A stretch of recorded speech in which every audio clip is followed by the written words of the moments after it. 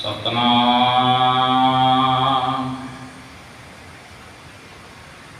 वाहिगुरु साहिब जी।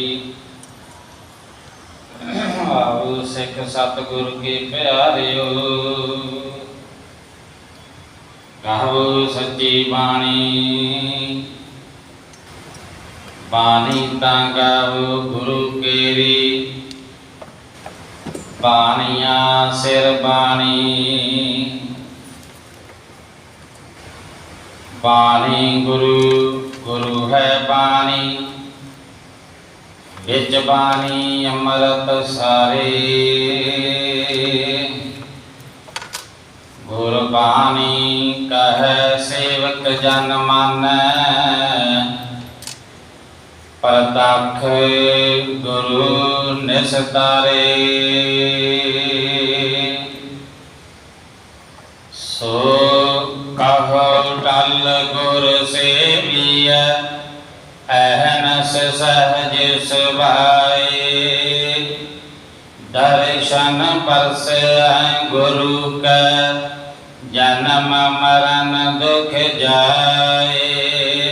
सजान सचा पातशाह, श्री शाह जिस पास बैठिया सोहिया। सबना दावे साहो, सतनाम श्री वाहिगुरु साहिब जी। हर जेठ जुड़ंदा लोड़िया, जिस अगे सब निवाना। हर सजन दावन लगया, किसे ना दे बाना। हर जेठ जुड़ंदा लोड़िया, जिस अगे सब निवाना। हर सजन दावन लगया, किसे न दे बाना। मानक मोती नाम प्रभ, उन लगे नाही साना। रंग सब नारायण, जेते मन पावन। जो हरे लोड़े सो करे, सोई जी करना। जो प्रभ कीते अपने, से कहिए धन। अपन लिया जे मिले, विछड़ क्यों रवाना। साधु संग प्राप्ते, नानक रंग मानना। हर जेठ रंगीला तिस तनी, जिसका भाग मथाना। हर जेठ रंगीला तिस तनी, जिसका भाग मथाना।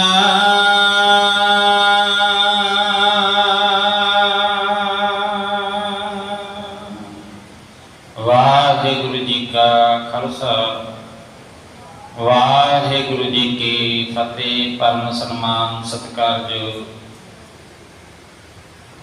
ਗੁਰੂ ਦੀ ਪਿਆਰੀ ਸਾਧ ਸੰਗਤ ਜੀ, ਆਪ ਧੰਨ ਧੰਨ ਦੇ ਯੋਗ ਹੋ।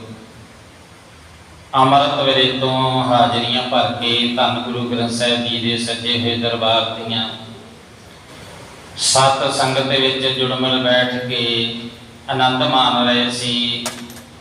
ਆਸਾ ਜੀ ਦੇ ਵਾਰ ਦੇ ਕੀਰਤਨ ਨੂੰ ਆਪ ਜੀਆਂ ਨੇ ਸਰਵਣ ਕੀਤਾ, ਸੇਵਾ ਨਿਭਾ ਰਹੇ ਸਨ। ਅਤੇ ਹੀ ਸਤਿਕਾਰਯੋਗ ਗੁਰੂ ਘਰ ਦੇ ਕੀਰਤਨੀਏ ਭਾਈ ਸਾਹਿਬ ਭਾਈ ਜਤਿੰਦਰ ਸਿੰਘ ਜੀ ਅਤੇ ਸਾਥੀ, ਹੁਣ ਸਮਾਂ ਹੋਇਆ ਹੈ ਜਿੱਥੇ ਰੋਜ਼ਾਨਾ ਆਪ ਲੜੀਵਾਰ ਗੁਰ ਸ਼ਬਦ ਦੀ ਵਿਚਾਰ ਸਰਵਣ ਕਰਦੇ ਹੋ। ਅੱਜ ਜੇਠ ਦੇ ਮਹੀਨੇ ਦੀ ਪ੍ਰਾਰੰਭਤਾ ਹੋਈ ਹੈ। ਸਮੇਂ ਦੀ ਵੰਡ ਮੁਤਾਬਕ ਨਵਾਂ ਮਹੀਨਾ ਆਰੰਭ ਹੋਇਆ ਹੈ ਜੇਠ ਦਾ, ਜਿਸ ਦੀ ਵਿਚਾਰ ਆਪ ਸੰਗਤ ਦੇ ਨਾਲ ਪਾਵਨ ਸਥਾਨ ਦੇ ਹੈਡ ਗ੍ਰੰਥੀ ਸਹਿਬਾਨ ਸਿੰਘ ਸਾਹਿਬ ਗਿਆਨੀ ਬਲਦੇਵ ਸਿੰਘ ਜੀ ਹੈਡ ਗ੍ਰੰਥੀ, ਆਓ ਤਿੰਨਾਂ ਦੇ ਪਾਸੋਂ ਇਸੇ ਤਰ੍ਹਾਂ ਬੈਠ ਕੇ ਬੜੇ ਪਿਆਰ ਸਤਿਕਾਰ ਦੇ ਨਾਲ ਆਰੰਭ ਹੋਇਆ ਜੇਠ ਦਾ ਮਹੀਨਾ। ਪਾਵਨ ਆਪ ਜੀ ਨੇ ਸ਼ਬਦ ਹੁਕਮਨਾਮੇ ਦੇ ਰੂਪ ਵਿੱਚ ਸਰਵਣ ਕੀਤਾ ਹੈ। ਇਸ ਦੀ ਵਿਚਾਰ ਭਾਈ ਸਾਹਿਬ ਜੀ ਆਪ ਜੀਆਂ ਦੇ ਨਾਲ ਸਾਂਝੀ ਕਰਨਗੇ। ਵਾਹਿਗੁਰੂ ਜੀ ਕਾ ਖਾਲਸਾ, ਵਾਹਿਗੁਰੂ ਜੀ ਕੀ ਫਤਿਹ।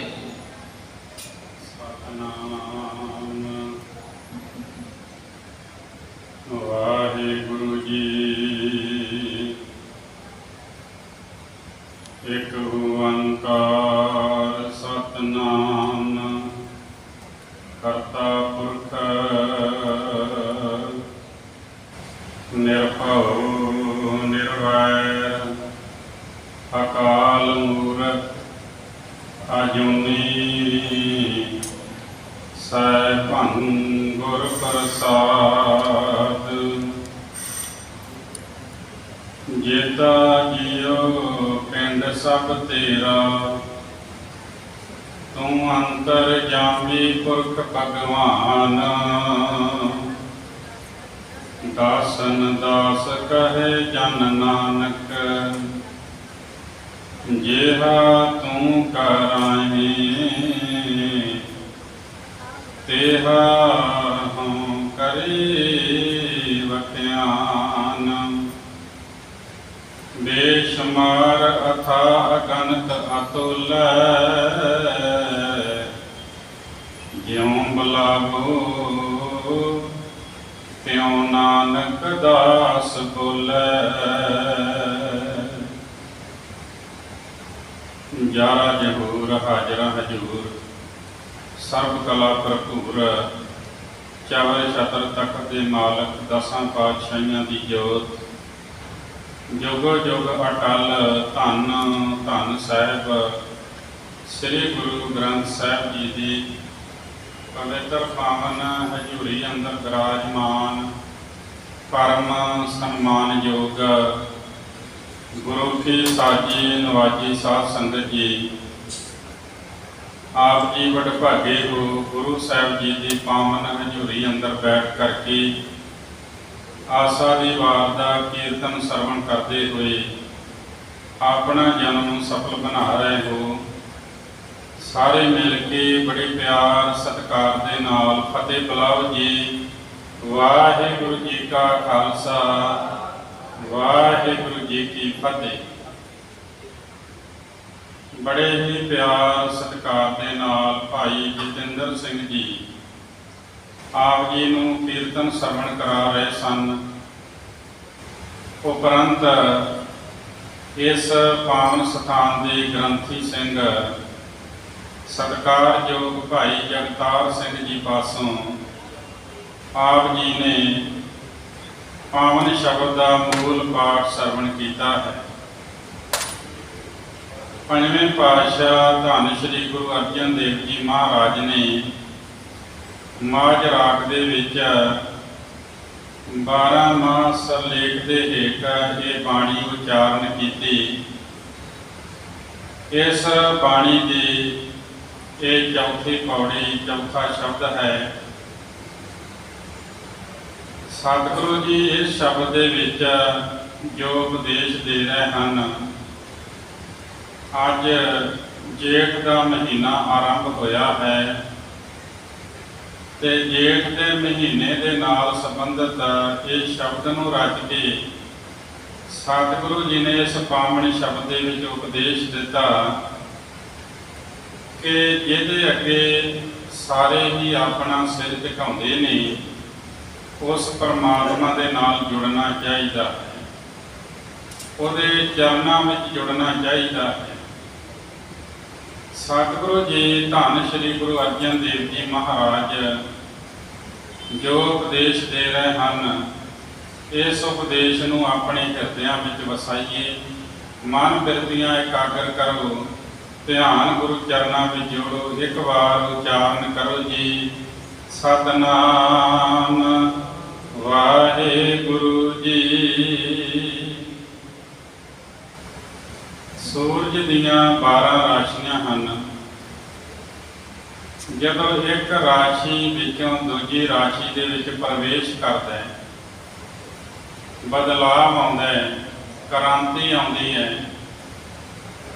ਇਸ ਕ੍ਰਾਂਤੀ ਤੋਂ ਸ਼ਬਦ ਜਿਹੜਾ ਸਕ੍ਰਾਂਤੀ ਹੋਣ ਦੇ ਵਿੱਚ ਆਇਆ, ਸਹਿਤ ਬਦਲਾਵ ਦੀ। ਇਸ ਤੋਂ ਬਦਲਦਾ ਸ਼ਬਦ ਸੰਗਰਾਂਦ ਸਾਡੇ ਸਾਹਮਣੇ ਆਇਆ। ਮੈਂ ਬੇਨਤੀ ਕਰਾਂ ਵੀ ਇਹ ਜਿਹੜਾ ਸ਼ਬਦ ਸੰਗਰਾਂਦ ਹੈ, ਇਹ ਧੰਨ ਸ਼੍ਰੀ ਗੁਰੂ ਗ੍ਰੰਥ ਸਾਹਿਬ ਮਹਾਰਾਜ ਦੇ ਵਿੱਚ ਲਿਖਿਆ ਨਹੀਂ ਹੈ। ਕਈ ਵਾਰ ਬੋਲੀ ਬਦਲਦਿਆਂ ਸ਼ਬਦ ਬਦਲ ਜਾਂਦੇ ਹਨ ਤੇ ਜਦੋਂ ਸੂਰਜ ਇੱਕ ਰਾਸ਼ੀ ਵਿੱਚੋਂ ਦੂਜੀ ਰਾਸ਼ੀ ਵਿੱਚ ਗਿਆ,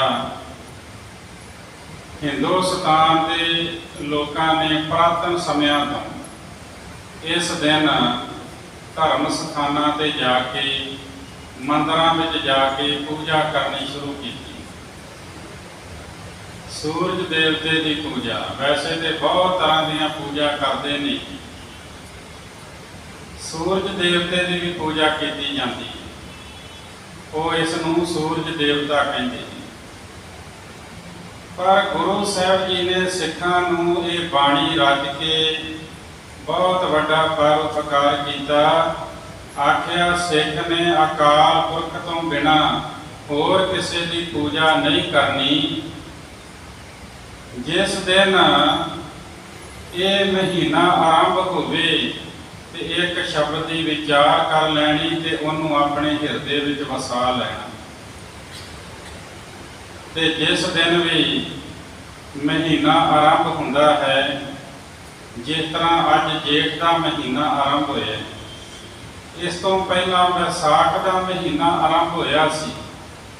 ਉਸ ਤੋਂ ਪਹਿਲਾਂ ਕਈ ਸਮੇਂ ਆਏ ਜਦੋਂ ਮਹੀਨੇ ਬਾਅਦ ਇਹ ਆਰੰਭਤਾ ਹੋਈ ਤੇ ਸਾਲ ਬੀਤ ਗਏ, ਸਾਡੀ ਉਮਰ ਬੀਤ ਗਈ। ਕਿਸੇ ਦੀ 40 ਸਾਲ, ਕਿਸੇ ਦੀ 50 ਸਾਲ। ਸਾਲ ਆਉਂਦਾ ਹੈ, ਮਨੁੱਖ ਖੁਸ਼ੀ ਮਨਾਉਂਦਾ ਹੈ ਕਿ ਨਵਾਂ ਸਾਲ ਆਇਆ, ਪਰ ਉਹ ਵੀ ਬੀਤ ਜਾਂਦਾ ਹੈ, ਉਹ ਵੀ ਫਿਰ ਪੁਰਾਣਾ ਹੋ ਜਾਂਦਾ ਹੈ, ਫਿਰ ਦੂਜਾ ਨਵਾਂ ਆਰੰਭ ਹੁੰਦਾ ਹੈ। ਕਈ ਵਾਰ ਕਹਿੰਦਾ ਹੈ ਸਮਾਂ ਪਾਸ ਕਰ ਲਿਆ, ਪਰ ਸਮਾਂ ਇਹਨੂੰ ਪਾਸ ਕਰਕੇ ਅੱਗੇ ਲੰਘੀ ਜਾ ਰਿਹਾ। ਤੇ ਸਤਿਗੁਰੂ ਜੀ ਨੇ ਜੋ ਉਪਦੇਸ਼ ਦਿੱਤਾ ਹੈ ਕਿ ਜਿਹੜਾ ਹਰੀ ਸਭ ਤੋਂ ਵੱਡਾ ਹੈ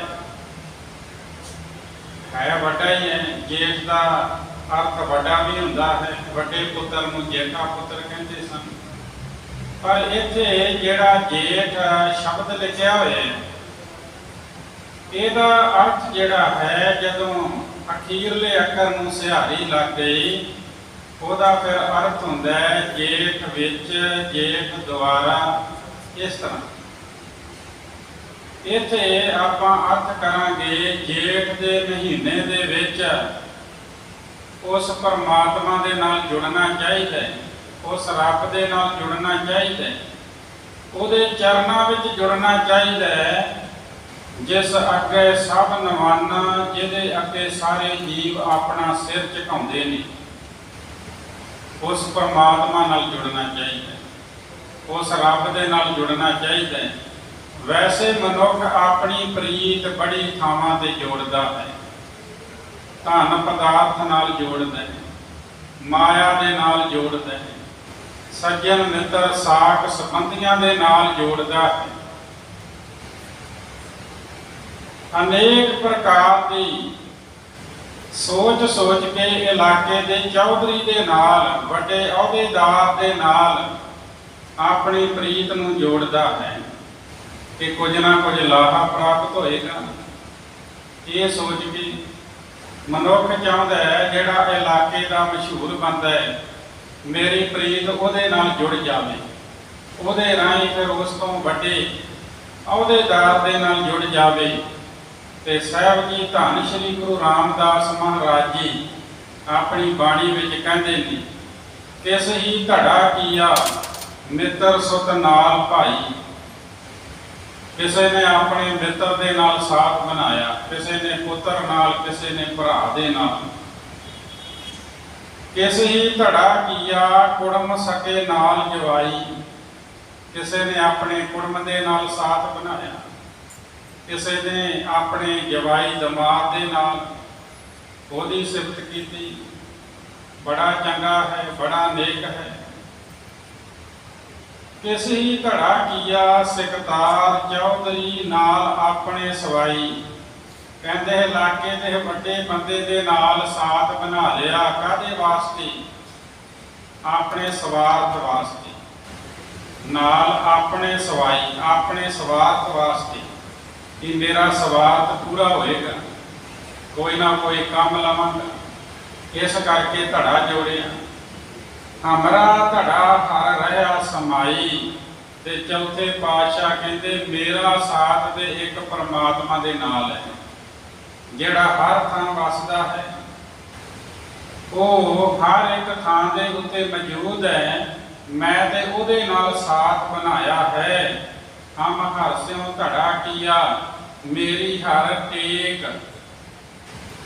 ਮੈਂ ਪਰਮਾਤਮਾ ਦੇ ਨਾਲ ਧੜਾ ਬਣਾਇਆ, ਉਹ ਪਰਮਾਤਮਾ ਮੇਰਾ ਆਸਰਾ ਹੈ, ਉਹ ਪਰਮਾਤਮਾ ਮੇਰਾ ਸਹਾਰਾ ਹੈ। ਮੈਂ ਹਰ ਬਿਨ ਪੱਖ ਧੜਾ ਅਵਰ ਨਾ ਕੋਈ। ਹਉ ਹਰ ਗੁਣ ਗਾਵਾਂ ਅਸੰਖ ਅਨੇਕ। ਰੱਬ ਤੋਂ ਬਿਨਾਂ ਮੇਰਾ ਹੋਰ ਕੋਈ ਧੜਾ ਨਹੀਂ ਹੈ, ਹੋਰ ਕੋਈ ਸਾਥ ਨਹੀਂ। ਮੈਂ ਤੇ ਸਦਾ ਰੱਬ ਦੇ ਅਣਗਿਣਤ ਗੁਣ ਗਾਉਂਦਾ ਰਹਿਣਾ ਹਾਂ। ਤੇ ਮਨੁੱਖਾ ਦੇ ਪ੍ਰਾਪਤ ਵੀ ਇਸੇ ਵਾਸਤੇ ਹੋਈ ਹੈ। ਭਈ ਪ੍ਰਾਪਤ ਮਨੁੱਖ ਦੇ ਹੁਰੀਆ, ਗੋਬਿੰਦ ਮਿਲਨ ਕੀਏ ਤੇਰੀ ਬਰੀਆ। ਅਵਰ ਕਾਜ ਤੇਰੇ ਕਿਤੇ ਨਾ ਕਾਮ, ਮਿਲ ਸਾਧ ਸੰਗਤ ਭਜ ਕੇਵਲ ਨਾਮ। ਸਤ ਸੰਗਤ ਵਿੱਚ ਬਹਿ ਕੇ ਪਰਮਾਤਮਾ ਦਾ ਨਾਮ ਜਪਿਆ ਕਰ, ਇਹ ਤੇਰੇ ਕੰਮ ਆਉਣਾ ਹੈ। ਕਿਉਂਕਿ ਜਿੱਥੇ ਕਿਸੇ ਨੇ ਵੀ ਸਾਥ ਨਹੀਂ ਦੇਣਾ, ਉੱਥੇ ਪਰਮਾਤਮਾ ਦੇ ਨਾਮ ਨੇ ਤੇਰਾ ਸਾਥ ਦੇਣਾ ਹੈ। ਜਿੱਥੇ ਕੋਈ ਵੀ ਸਾਥ ਨਹੀਂ ਦਿੰਦਾ, ਸਾਰੇ ਸਾਥ ਛੱਡ ਦਿੰਦੇ ਨੇ, ਉੱਥੇ ਫਿਰ ਰੱਬ ਦਾ ਨਾਮ ਜਿਹੜਾ ਹੈ ਉਹ ਮਨੁੱਖ ਦੀ ਸਹਾਇਤਾ ਕਰਦਾ ਹੈ। ਕਹਿੰਦੇ ਮੈਂ ਇੱਕ ਪਰਮਾਤਮਾ ਦੇ ਨਾਲ ਸਾਥ ਬਣਾਇਆ ਤੇ ਪਰਮਾਤਮਾ ਦੇ ਗੁਣ ਗਾਉਂਦਾ ਰਹਿਣਾ। ਪਰਮਾਤਮਾ ਤੋਂ ਬਿਨਾਂ ਮੇਰਾ ਹੋਰ ਕੋਈ ਧੜਾ ਨਹੀਂ। ਤੇ ਮਨੁੱਖ ਕੀ ਕਰਦੇ ਨੇ? ਮਨੁੱਖ ਦੇ ਨਾਲ ਧੜਾ ਬਣਾਉਂਦੇ ਨੇ। ਜਿਨ ਸਿਉ ਧੜੇ ਕਰੇ ਸੇ ਜਾਹੇ, ਝੂਠ ਧੜੇ ਕਰ ਪਛੋ ਤਾਹੇ। ਜਿਨ੍ਹਾਂ ਦੇ ਨਾਲ ਸਾਥ ਬਣਾਇਆ, ਪਰਮਾਤਮਾ ਦਾ ਸਦਾ ਆ ਗਿਆ, ਉਹ ਸੰਸਾਰ ਤੋਂ ਤੁਰ ਗਿਆ ਤੇ ਸਾਥ ਉੱਥੇ ਹੀ ਮੁੱਕ ਗਿਆ। ਤੇ ਇਹ ਜਿਹੜੇ ਧੜੇ, ਇਹ ਸਾਥ ਨੇ ਦੁਨਿਆਵੀ, ਇਹ ਝੂਠੇ ਹਨ। ਕਿਉਂਕਿ ਦੁੱਖ ਵੇਲੇ ਕੋਈ ਨੇੜੇ ਨਹੀਂ ਲੱਗਦਾ ਤੇ ਸੁੱਖ ਵੇਲੇ ਸਾਰੇ ਸਾਥੀ ਬਣਦੇ ਨੇ। ਜਦੋਂ ਵਿਪਤਾ ਆਉਂਦੀ ਹੈ, ਸਾਰੇ ਸਾਥ ਛੱਡ ਜਾਂਦੇ ਨੇ।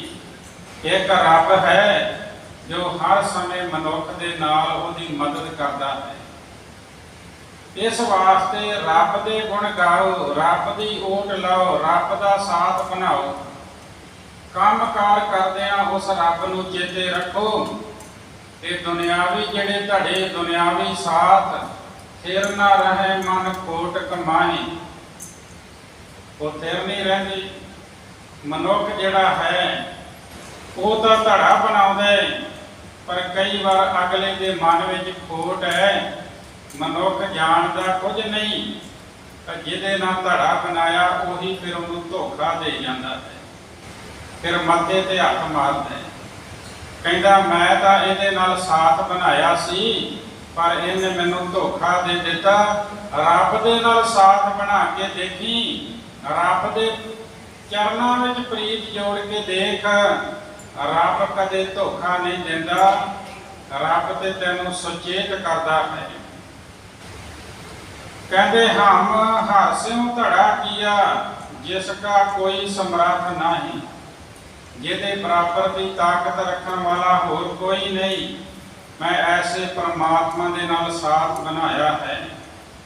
ਤੇ ਸਾਹਿਬ ਜੀ ਪੰਜਵੇਂ ਪਾਤਸ਼ਾਹ ਬਾਣੀ ਵਿੱਚ ਕਹਿੰਦੇ ਹਰਿ ਸਿਉ ਜੁਰੈ ਤਾਂ ਸਭ ਕੋ ਮੀਤ, ਹਰਿ ਸਿਉ ਜੁਰੈ ਤਾਂ ਨਿਚਲ ਚੀਤ।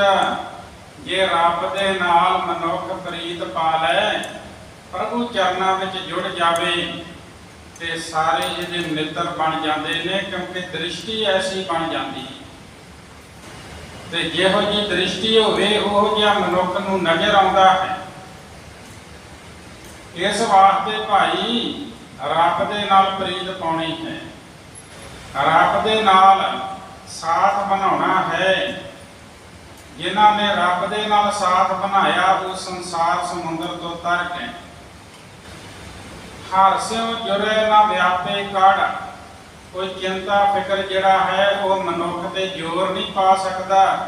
ਜੇ ਮਨੁੱਖ ਉਸ ਰੱਬ ਦੇ ਨਾਲ ਪ੍ਰੀਤ ਪਾ ਕੇ ਉਹਦੇ ਗੁਣ ਗਾਉਂਦਾ, ਮੁਖ ਤੋਂ ਉਹਦਾ ਨਾਮ ਉਚਾਰਦਾ, ਸਤਿਨਾਮ ਸ੍ਰੀ ਵਾਹਿਗੁਰੂ। ਤੇ ਕੋਈ ਵੀ ਨਾਮ ਲੈ ਕੇ ਰੱਬ ਨੂੰ ਯਾਦ ਕੀਤਾ ਜਾ ਸਕਦਾ ਹੈ। ਹਰਿ ਸਿਉ ਜੁਰੇ ਤਾਂ ਹੋਏ ਨਿਸਤਾਰਾ।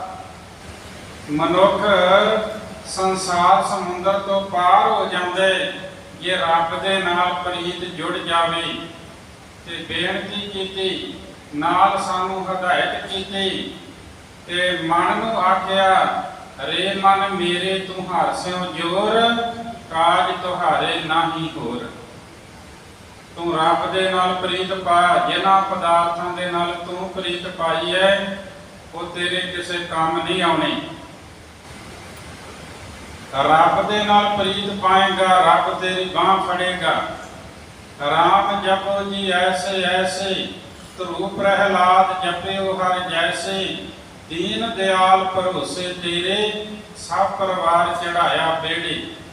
ਜਿਨ੍ਹਾਂ ਨੇ ਨਾਮ ਜਪਿਆ ਆਪ ਤਰ ਗਏ, ਉਹਨਾਂ ਦੇ ਸੰਗੀ ਸਾਥੀ ਤੇ ਪਰਿਵਾਰ ਤਰ ਗਏ, ਕੁਲਾਂ ਤਰ ਗਈਆਂ। ਵੱਡੇ ਵੱਡੇ ਜੋ ਦੁਨੀਆਦਾਰ, ਕਾਹੂ ਕਾਜ ਨਹੀਂ ਗਵਾਰ। ਹਰਿ ਕਾ ਦਾਸ ਨੀਚ ਕੁਲ ਸੁਣੈ, ਤਿਸ ਕੈ ਸੰਗ ਖਿਨ ਮੈਂ ਉਤਰੈ। ਵੱਡੇ ਵੱਡੇ ਜਿਹੜੇ ਦੁਨੀਆਦਾਰ ਨੇ ਉਹਨਾਂ ਦੇ ਨਾਲ ਪ੍ਰੀਤ ਪਾਏਗਾ, ਸੰਸਾਰ ਸਮੁੰਦਰ ਵਿੱਚ ਡੁੱਬ ਜਾਏਗਾ। ਰੱਬ ਦਾ ਦਾਸ ਭਾਵੇਂ ਨੀਚ ਕੁਲ ਵਿੱਚ ਹੀ ਪੈਦਾ ਹੋਇਆ ਹੋਵੇ, ਜਿਹਨੂੰ ਸੰਸਾਰ ਦੇ ਲੋਕ ਕਹਿਣ ਕਿ ਇਹ ਨੀਚ ਹੈ। ਭਗਤ ਕਬੀਰ ਜੀ, ਜਿਨ੍ਹਾਂ ਨੂੰ ਜਲਾਹਾ ਜਲਾਹਾ ਕਹਿੰਦੇ ਸਨ ਲੋਕ। ਭਗਤ ਰਵਿਦਾਸ ਜੀ, ਜਿਨ੍ਹਾਂ ਨੂੰ ਚਮਾਰ ਚਮਾਰ ਕਹਿੰਦੇ ਸਨ। ਜਦੋਂ ਉਹਨਾਂ ਨੇ ਰੱਬ ਦੀ ਬੰਦਗੀ ਕੀਤੀ, ਭਗਤੀ ਕੀਤੀ, ਤੇ ਉਹਨਾਂ ਦੀ ਗਿਣਤੀ ਭਗਤਾਂ ਵਿੱਚ ਹੋ ਗਈ। ਵੱਡੇ ਵੱਡੇ ਰਾਜੇ ਉਹਨਾਂ ਦੇ ਅੱਗੇ ਝੁਕ ਗਏ। ਆਖੋ ਸਤਿਨਾਮ ਸ੍ਰੀ ਵਾਹਿਗੁਰੂ। ਉਹਨਾਂ ਦੀ ਸੰਗਤ ਕਰਕੇ ਮਨੁੱਖ ਛਿਨ ਦੇ ਵਿੱਚ ਤਰ ਜਾਂਦਾ ਹੈ, ਕਿਉਂਕਿ ਰੱਬ ਦੇ ਪਿਆਰਿਆਂ ਦੀ ਜਿਹੜੀ ਸੰਗਤ ਹੈ ਉੱਥੇ ਰੱਬ ਦਾ ਨਾਂ ਹੀ ਮਿਲਣਾ ਹੈ। ਚੋਰਾਂ ਦੀ ਸੰਗਤ ਵਿੱਚ ਚੋਰੀ ਕਰਨ ਦੀ ਵਿਧੀ ਸਿਖਾਈ ਜਾਂਦੀ ਹੈ। ਜਵਾਰੀਆਂ ਦੀ ਸੰਗਤ ਵਿੱਚ ਜੂਆ ਖੇਡਣਾ ਸਿਖਾਇਆ ਜਾਂਦਾ ਹੈ। ਤੇ ਜੇ ਰੱਬ ਦੇ ਪਿਆਰਿਆਂ ਦੀ ਸੰਗਤ ਕਰੋਗੇ ਉੱਥੇ ਫਿਰ ਪਰਮਾਤਮਾ ਦਾ ਨਾਮ ਜਪਣਾ ਸਿਖਾਇਆ ਜਾਂਦਾ ਹੈ, ਕਿਉਂਕਿ ਉਹ ਆਪ ਜਪਦੇ ਨਹੀਂ। ਜਿਹੜਾ ਹੋਰ ਉਹਨਾਂ ਦੀ ਸੰਗਤ ਕਰਦਾ ਹੈ ਉਹ ਫਿਰ ਰੱਬ ਦੇ ਨਾਮ ਦੇ ਨਾਲ ਜੁੜ ਜਾਂਦਾ ਹੈ। ਦੂਜੀ ਗੱਲ ਇਹ ਹੈ ਕਿ ਜਿੱਥੇ ਤੁਸੀਂ ਬੈਠੇ ਹੋ ਇਹ ਹੈ ਸਤ ਸੰਗਤ, ਤੇ ਜਿਹੜੇ ਗੁਰੂ ਦੇ ਸਿੱਖ ਹਨ ਉਹ ਹਨ ਹੰਸ, ਜਿਹੜੇ ਗੁਰਮੁਖ ਹਨ। ਤੇ ਜੇ ਕੋਈ ਮਨਮੁਖ ਆਵੇ ਉਹਨੂੰ ਬਗਲੇ ਤੇ ਕਾਂ ਦੇ ਨਾਲ ਤੁਲਨਾ ਦਿੱਤੀ ਗਈ। ਜਿਹੜਾ ਬਗਲਾ ਤੇ ਕਾਂ ਹੋਵੇ ਉਹਨੂੰ ਪ੍ਰਾਪਤੀ ਕੁਝ ਨਹੀਂ ਹੁੰਦੀ, ਕਿਉਂਕਿ ਉਹਦੀ ਸੁਰਤ ਜਿਹੜੀ ਉਹ ਡੱਡੀਆਂ ਮੱਛੀਆਂ ਵਿੱਚ ਹੁੰਦੀ ਹੈ। ਉਹਦੀ ਸੁਰਤ ਕਦੇ ਵੀ ਰਤਨ ਜਵਾਹਰਾਤ ਤੇ ਸੁੱਚੇ ਮੋਤੀਆਂ ਵਿੱਚ ਨਹੀਂ ਲੱਗਦੀ। ਉਦਾਹਰਨ ਦੇਵਾਂ, ਕਿਸੇ ਮਹਾਪੁਰਸ਼ ਦੇ ਕੋਲ ਲਾਲ ਸੀ ਤੇ ਕੋਈ ਇਸ ਵਾਸਤੇ ਮਹਾਪੁਰਸ਼ ਦਾ ਚੇਲਾ ਬਣਿਆ ਕਿ ਅੱਗਾ ਪਿਛਾ ਵੇਖ ਕੇ ਮੈਂ ਲਾਲ ਲੈ ਕੇ ਦੌੜ ਜਾਵਾਂਗਾ, ਫਿਰ ਕਦੀ ਮਹਾਪੁਰਸ਼ਾਂ ਨੂੰ ਆਪਣੀ ਸ਼ਕਲ ਨਹੀਂ ਦਿਖਾਵਾਂਗਾ। ਕੇਵਲ ਇਸ ਮਨਸੂਬੇ ਦੇ ਨਾਲ ਉਹ ਸੇਵਾ ਕਰਨ ਆਇਆ ਕਿ ਮੈਂ ਲਾਲ ਮਹਾਪੁਰਸ਼ਾਂ ਤੋਂ ਲੈਣਾ ਹੈ, ਇਹਨਾਂ ਦੇ ਕੋਲ ਲਾਲ ਹੈ। ਹੁਣ ਇੱਕ ਦਿਨ ਮਹਾਪੁਰਸ਼ ਕਹਿਣ ਲੱਗੇ ਵੀ ਨਦੀ ਤੇ ਇਸ਼ਨਾਨ ਕਰਨ ਜਾਣਾ ਹੈ ਤੇ ਆਪਾਂ ਆਸ਼ਰਮ ਵੀ ਸੁਣਿਆ ਨਹੀਂ ਛੱਡਣਾ। ਕਹਿੰਦੇ ਪਹਿਲਾਂ ਮੈਂ ਇਸ਼ਨਾਨ ਕਰ ਆਉਣਾ ਤੇ ਬਾਅਦ ਵਿੱਚ ਤੁਸੀਂ ਕਰ ਆਏ। ਹੁਣ ਜਦੋਂ ਇਸ਼ਨਾਨ ਕਰਨ ਗਏ ਤੇ ਪਿੱਛੋਂ ਇਹਨੇ ਸਾਰਾ ਕਮਰਾ ਖੋਲ ਦਿੱਤਾ, ਬਿਸਤਰਾ ਵੀ ਖੋਲ ਦਿੱਤਾ, ਕੱਪੜੇ ਵੀ ਖੋਲੇ। ਜਦੋਂ ਇਸ਼ਨਾਨ ਕਰਕੇ ਰੱਬ ਦੇ ਪਿਆਰੇ ਵਾਪਸ ਆਏ ਤੇ ਕਹਿਣ ਲੱਗਾ ਕਿ ਮੈਂ ਤੁਹਾਨੂੰ ਅੱਜ ਸੱਚੀ ਗੱਲ ਦੱਸਣੀ ਹੈ, ਮੈਂ ਕੇਵਲ ਤੁਹਾਡੇ ਕੋਲੋਂ ਲਾਲ ਚਰਾਉਣ ਵਾਸਤੇ ਤੁਹਾਡਾ ਚੇਲਾ ਬਣਿਆ ਸੀ। ਤੁਸੀਂ ਤੇ ਕਰਾਮਾਤੀ ਹੋ, ਕਦੇ ਲਾਲ ਪ੍ਰਗਟ ਕਰ ਦਿੰਦੇ ਤੇ ਕਦੇ ਲੁਕਾ ਦਿੰਦੇ ਹੋ। ਜੇ ਮੇਰੇ ਹੱਥ ਵਿੱਚ ਲਾਲ ਨਹੀਂ ਆਉਣਾ ਤੇ ਮੈਂ ਅੱਜ ਤੋਂ ਤੁਹਾਨੂੰ ਛੱਡ ਕੇ ਜਾ ਰਿਹਾ। ਅਸਲ ਵਿੱਚ ਮੈਂ ਲਾਲ ਚਰਾਉਣ ਵਾਸਤੇ ਤੁਹਾਡੇ ਕੋਲ ਆਇਆ ਸੀ। ਇਹ ਗੱਲ ਸੁਣ ਕੇ ਮਹਾਂਪੁਰਸ਼ਾਂ ਨੇ ਉਹਦੇ ਬਿਸਤਰੇ ਦਾ ਜਿਹੜਾ ਸਰਾਣਾ ਸੀ ਉਹਦੇ ਵਿੱਚੋਂ ਲਾਲ ਕੱਢਿਆ ਤੇ ਆਪਣੇ ਕਬਜ਼ੇ ਵਿੱਚ ਕਰ ਲਿਆ। ਕਹਿਣ ਲੱਗੇ, ਪੁੱਤਰ ਮੈਨੂੰ ਪਤਾ ਸੀ ਕਿ ਜਦੋਂ ਮੈਂ ਇਸ਼ਨਾਨ ਕਰਨ ਜਾਣਾ ਤੂੰ ਮੇਰਾ ਬਿਸਤਰਾ ਖੋਲੇਗਾ, ਮੇਰੇ ਕੱਪੜੇ ਲੱਤੇ ਖੋਲੇਗਾ। ਮੈਨੂੰ ਇਹ ਵੀ ਪਤਾ ਸੀ ਕਿ ਆਪਣਾ ਬਿਸਤਰਾ ਤੂੰ ਕਦੇ ਨਹੀਂ ਖੋਲੇਗਾ, ਇਸ ਵਾਸਤੇ ਮੈਂ ਤੇਰੇ ਸਰਾਣੇ ਥੱਲੇ ਰੱਖ ਦਿਆ। ਬੰਦਾ ਦੂਜੇ ਦੇ ਔਗਣ ਜ਼ਰੂਰ ਫਰੋਲਦਾ ਹੈ ਪਰ ਕਦੇ ਆਪਣੇ ਆਪੇ ਨੂੰ ਨਹੀਂ ਫਰੋਲਦਾ। ਜਿਸ ਦਿਨ ਆਪਣੇ ਆਪੇ ਨੂੰ ਫਰੋਲੇ ਨੂੰ ਪਤਾ ਲੱਗੇ ਮੇਰੇ ਵਿੱਚ ਕੀ ਔਗਣ ਨੇ, ਉਹਨਾਂ ਔਗਣਾਂ ਨੂੰ ਦੂਰ ਕਰੇ ਤੇ ਰੱਬ ਦੇ ਨੇੜੇ ਹੋ ਜਾਏਗਾ। ਪਰ ਬੰਦਾ ਇਹ ਵੀ ਨਹੀਂ ਜਾਣਦਾ ਕਿ ਰੱਬ ਮੇਰੇ ਅੰਦਰ ਬੈਠਾ ਹੈ, ਰੱਬ ਨੂੰ ਬਾਹਰ ਹੀ ਲੱਭੀ ਜਾ ਰਿਹਾ ਹੈ, ਕਿਉਂਕਿ ਇਹਨੂੰ ਜੋ ਮਿਲਿਆ ਬਾਹਰੋਂ ਮਿਲਿਆ।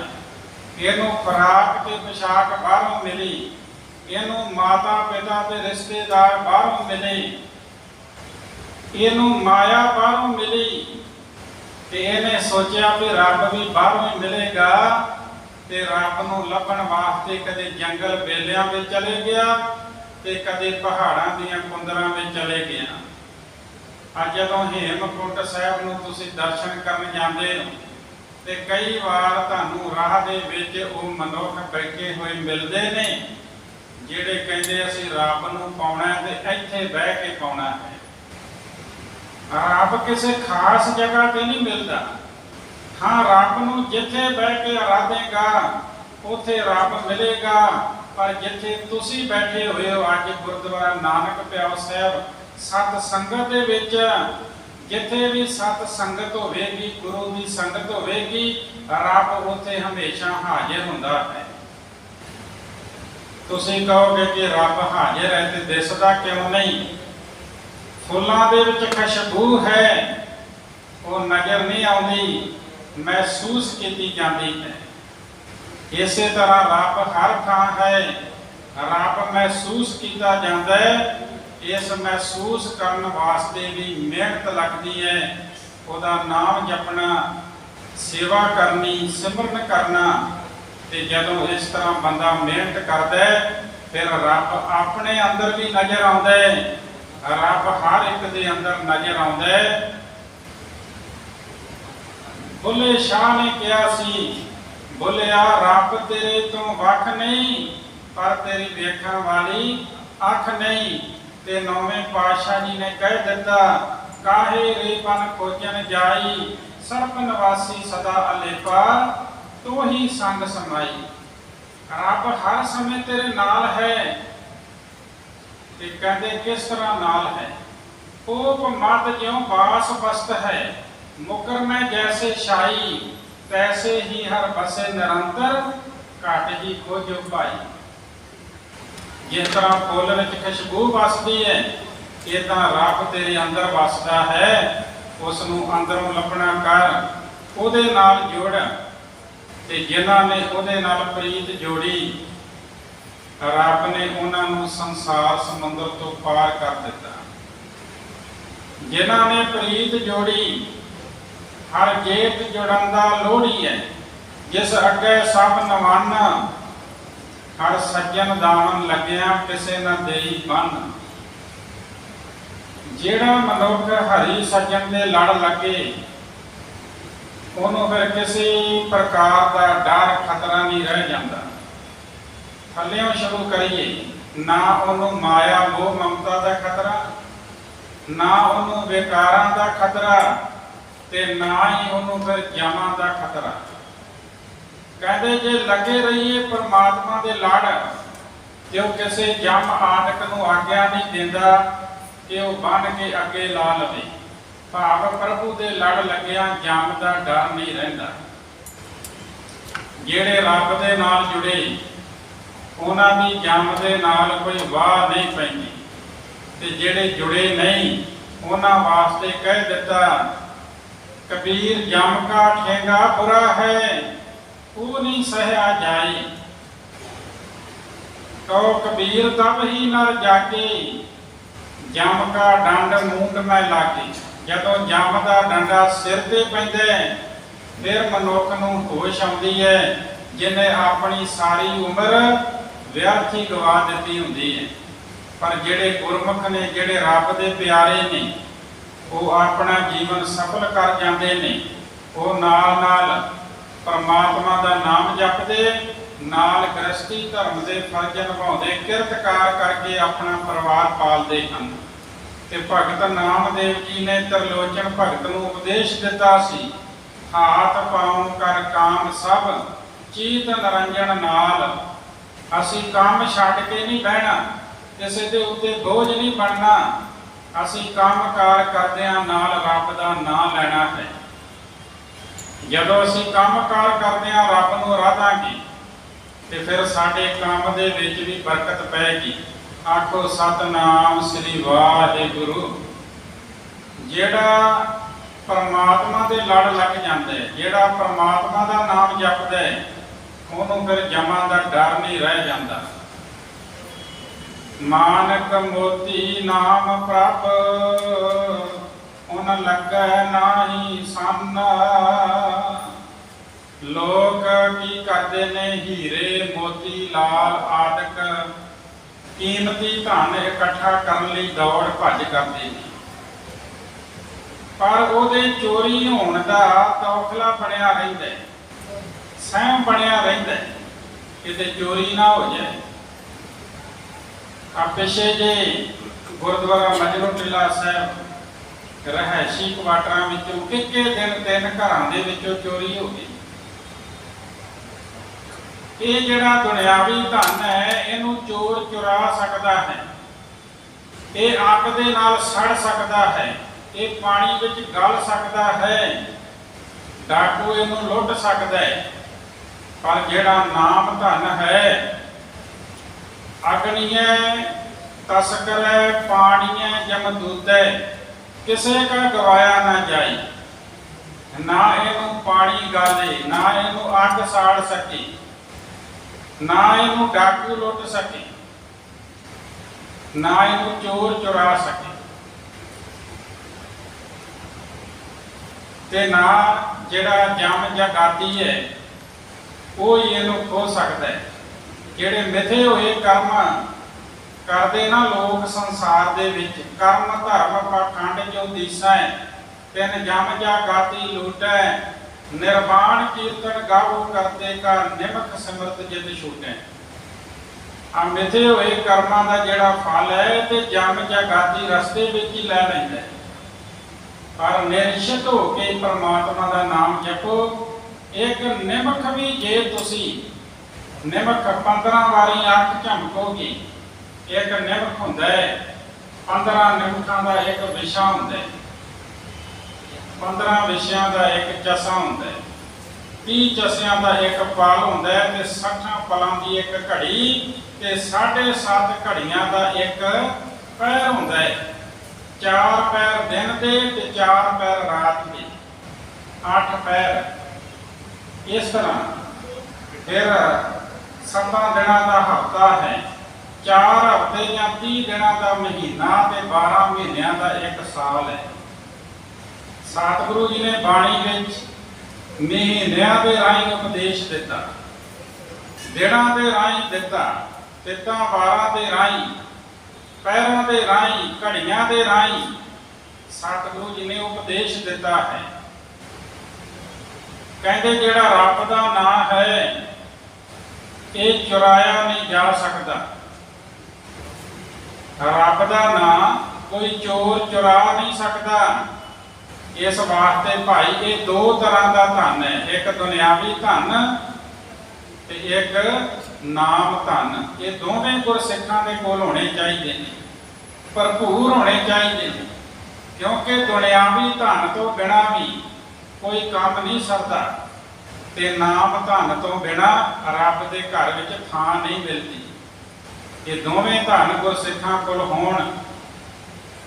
रंग सबे नारायण जेते मन भावन, जो हर लोड़े सो करे सोई जी करन।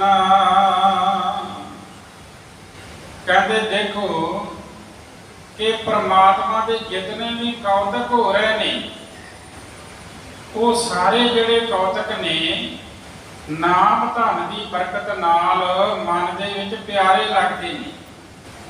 हाँ, नाम धन जरूर होवे मनुख दे कोल, फिर सारे कौतक रब दे प्यारे लगते हैं।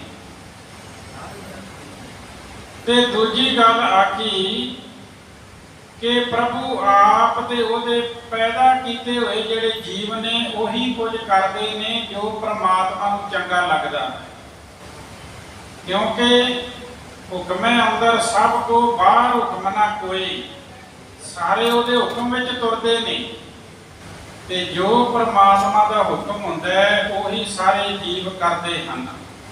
ओदे हुक्म तो बाहर कुछ नहीं हो सकता। कई बार मनुख सोचता है कि सवेरे मैं यह कार्य करना है, पर रातों रात कोई होर काम आ पैंदा है, वो कार्य विचे रह जाता है जिहड़ा सोचिया हुंदा है। मता करे पश्चिम के ताई पूर्व ही ले जा, हुंदा वो है जो रब नूं प्रमाण है, जो रब नूं चंगा लगता है।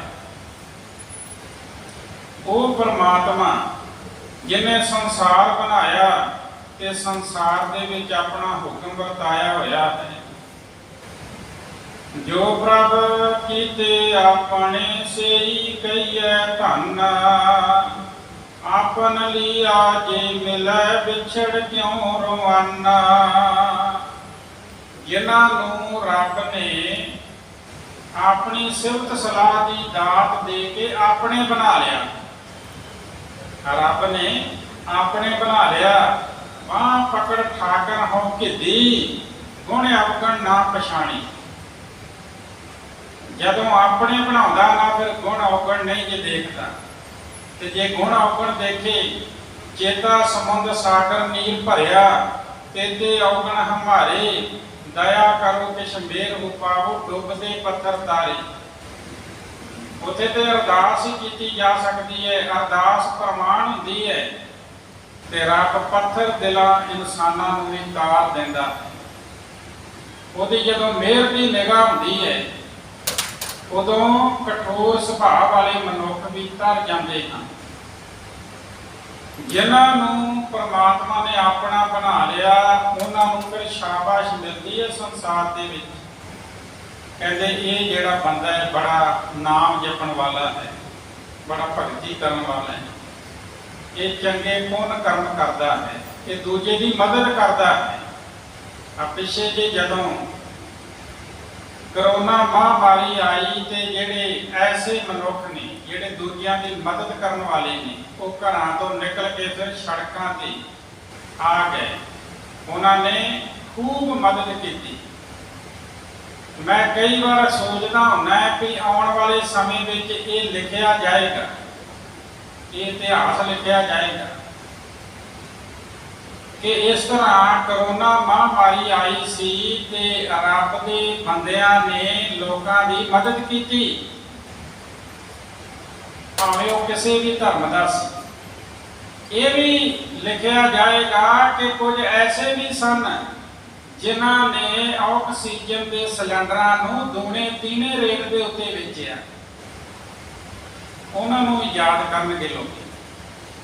एक बन्ने किसी की जान जा रही है तो वो अपनी बिजनेस चला रहा है, वो कहता हुण मौका है कमाई कर लो, अंदर दया ही नहीं, इंसानियत ही मर गई है।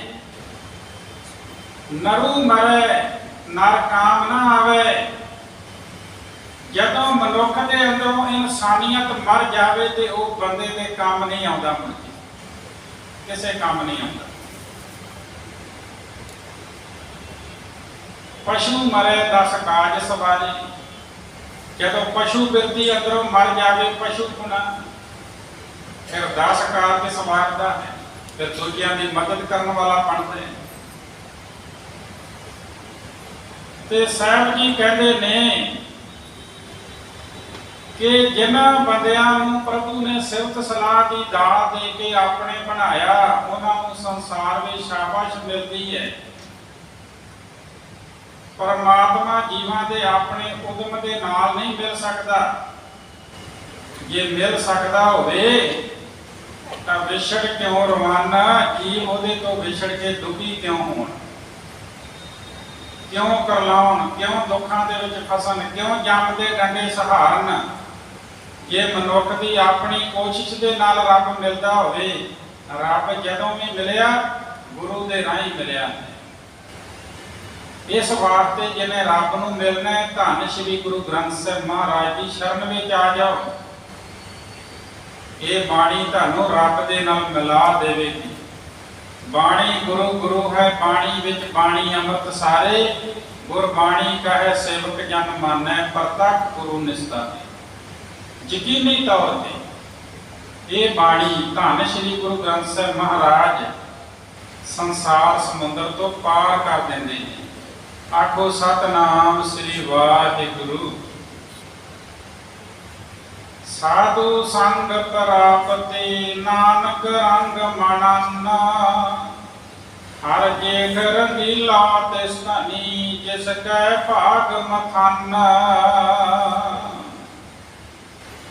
कहते ने देखो कि प्रभु के मिलाप के जिहड़े आनंद ने उही बंदे माणदे ने जिन्हां गुरु का साथ मिल जाए, गुरु की संगत मिल जाए। वड्डे भागां वाले हो आप जी जिहड़े गुरु की संगत विच बैठे हो। तो खिमा करना, कई ऐसे भी अज के दिन गुरुद्वारे आउंदे ने जिहड़े अज के दिन ही आउंदे ने,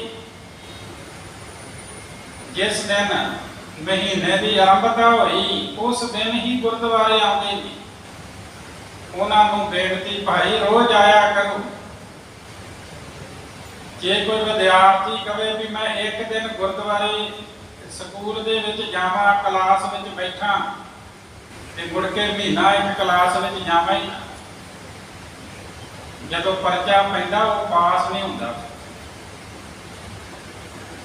जिस तरह असीं चाहुंदे हां कि साडा बच्चा शिक्षा लैके चंगे नंबरां ते पास हो के चंगी नौकरी ते तैनात होवे, चंगे ओहदे उत्ते बैठे, ते जे तुसीं भी रब दे घर दे विच चंगा मान सन्मान प्राप्त करना है, फिर रोज गुरु के दर से हाजरी भरिया करो। रहत मर्यादा विच भी लिखिया हो ਕਿ ਸਿੱਖ ਨੇ ਰੋਜ਼ ਸਤ ਸੰਗਤ ਕਰਨੀ ਹੈ, ਗੁਰੂ ਦੇ ਦਰ ਤੇ ਜਾਣਾ ਹੈ, ਗੁਰੂ ਦੇ ਦਰਸ਼ਨ ਦੀਦਾਰ ਕਰਨੇ, ਇਸ ਵਾਸਤੇ ਰੋਜ਼ ਆਇਆ ਕਰ। ਤੇ ਸਾਹਿਬ ਜੀ ਕਹਿੰਦੇ ਜਿਨ੍ਹਾਂ ਨੂੰ ਗੁਰੂ ਦਾ ਸਾਥ ਮਿਲ ਜਾਏ ਉਹੀ ਮਨੁੱਖ ਪ੍ਰਭੂ ਦੇ ਮਿਲਾਪ ਦਾ ਆਨੰਦ ਮਾਣਦੇ ਨੇ, ਕਿਉਂਕਿ ਪਰਮਾਤਮਾ ਮਿਲਦਾ ਹੀ ਗੁਰੂ ਦੇ ਰਾਹੀਂ ਹੈ। ਹਰ ਜੇਠ ਰੰਗੀਲਾ ਤੇ ਧਾਣੀ ਜਿਸ ਕੈ ਭਾਗ ਮਥਾਨ, ਇਹ ਜੇਠ ਦਾ ਮਹੀਨਾ ਉਸ ਨੂੰ ਸੁਹਾਵਣਾ ਲੱਗਦਾ ਹੈ, ਉਸੇ ਨੂੰ ਮਾਲਕ ਪ੍ਰਭੂ ਮਿਲਦਾ ਹੈ ਜਿਸ ਮਨੁੱਖ ਦੇ ਮੱਥੇ ਉੱਤੇ ਭਾਗ ਜਾਗ ਪੈਂਦੇ ਹਨ, ਜਿਹਦੇ ਲੇਖ ਉਗੜ ਆਉਂਦੇ ਹਨ।